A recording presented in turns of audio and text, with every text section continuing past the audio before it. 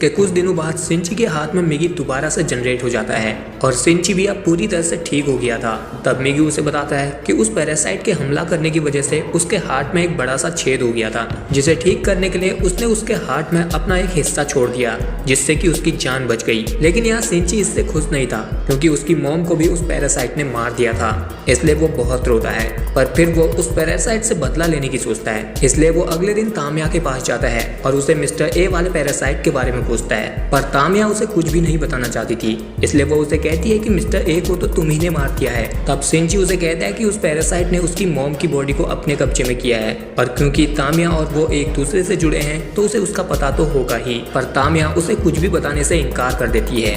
तो तब सिंची उसे एक चाकू से डराने की कोशिश करता है, लेकिन तामिया उसे ही अपना असली रूप दिखाकर डरा देती है।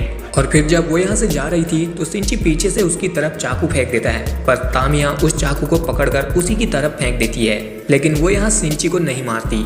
फिर उधर हमें पुलिस डिपार्टमेंट में उन दो ऑफिसर्स को दिखाया जाता है जिन्हें कि मिस्टर ए की बॉडी मिल चुकी थी, जिसमें कॉमन बात ये थी कि पिछली बार उन्हें जो बॉडी मिली थी उसने भी मरने से पहले इंसानी मीट खाया था, और मिस्टर ए ने भी। फिर इन्हें इस केस की इन्वेस्टिगेशन करने से पता चलता है कि इन दोनों को मारने वाला एक ही शख्स है, और तब इन्हें शक भी होता है कि शहर में जो पैरासाइट होने की अफवाहें फैल रही है वो शायद सच है। और इधर अब सिंची अपनी माँ को ढूंढ रहा था, तो उसे एक जगह पर बहुत सारे लोग इकट्ठा हुए दिखाई देते हैं, जहाँ की एक पॉलिटिशियन जनता से वोट मांग रहा था, जिसे जब मिकी देखता है तो वो सिंची को बताता है कि ये पॉलिटिशियन भी एक पैरासाइट है। फिर घर आकर मिकी सिंची को बताता है कि इतने लंबे टाइम में इंसानों के बारे में पैरासाइट ने बहुत सारी जानकारियां जुटा दी है। इसी तरह चलता रहा तो ये पूरा देश पैरासाइट्स के कब्जे में आ जाएगा, जिस बात से मिगी भी बहुत खुश होता है। पर तभी यहाँ पर वो दो ऑफिसर सिंची के घर आ जाते हैं।